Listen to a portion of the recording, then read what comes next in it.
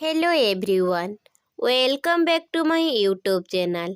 आज मु आपण मानक सहित शेयर करने जाऊँगी धनु राशि वार्षिक राशिफल उपरे। वर्षर प्रारंभरू देवगुरु बृहस्पति षष्ठ गृहरे अवस्थान करुछंती।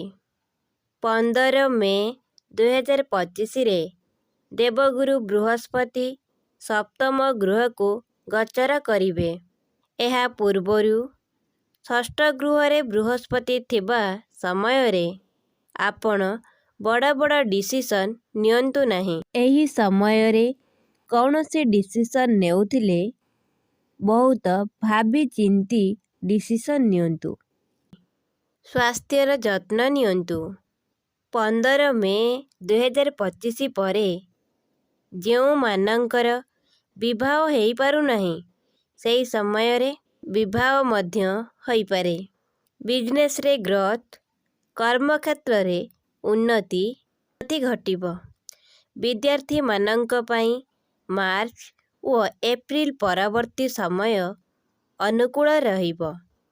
हायर एजुकेशन डिसीजन, विदेश रे पाठ पढ़िबा पई फॉर्म फिलअप करिबा पई चाहुचंती तेबे जानुआरी और फेब्रुआरी मास को छाड़ी दियंतु, कारण एही मास एही समय आपण मानक पई अनुकूल रहिबो नाही, परंतु एहार परवर्ती समय अनुकूल रहिबो।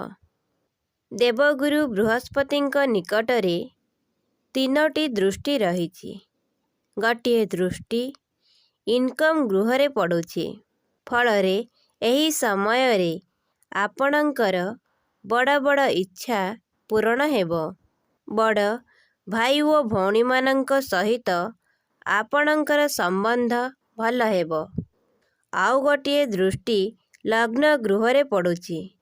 फलरे स्वास्थ्य भल रहिबो। समाज रे प्रतिष्ठा बढ़िबो।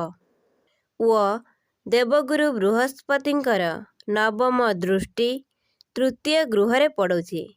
तृतीय गृह आमर साहस और पराक्रमर होइथाए। फलरे एही समय रे साहस और पराक्रम भल रहिबो। सोशल मीडिया, ट्रैवलिंग, कम्युनिकेशन सह जड़ित कार्य करुथिले ताहा मध्य अनुकूल हेबो। एहा व्यतीत शनिदेव 29 मार्च 2025 रे चतुर्थ गृह को गोचर करिबा सहित शनिदेवଙ୍କ अढ़ेय आरंभ होइजिबो। शनिदेवଙ୍କୁ कठिन परिश्रमर कारक बोली मध्य कुहा जाइताए।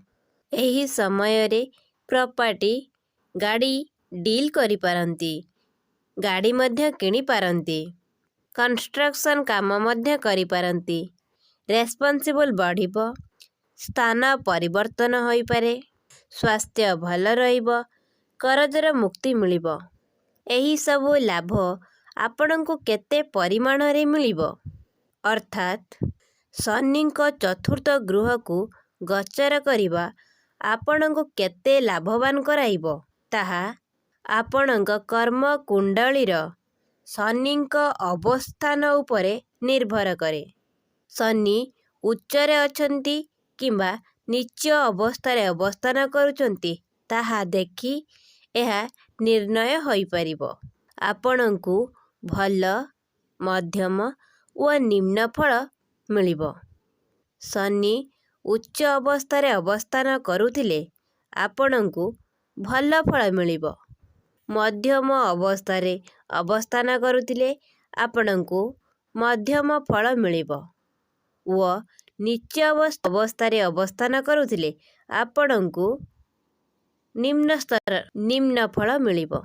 एही समय रे चाकरीर परिवर्तन मध्य घटी पारे, अर्थात प्रमोशन होई पारे किंबा स्थानर परिवर्तन होई पारे। वीडियोटी भल लागितले वीडियोटी को लाइक, शेयर और चैनल को सब्सक्राइब करि दियंतु। जय जगन्नाथ।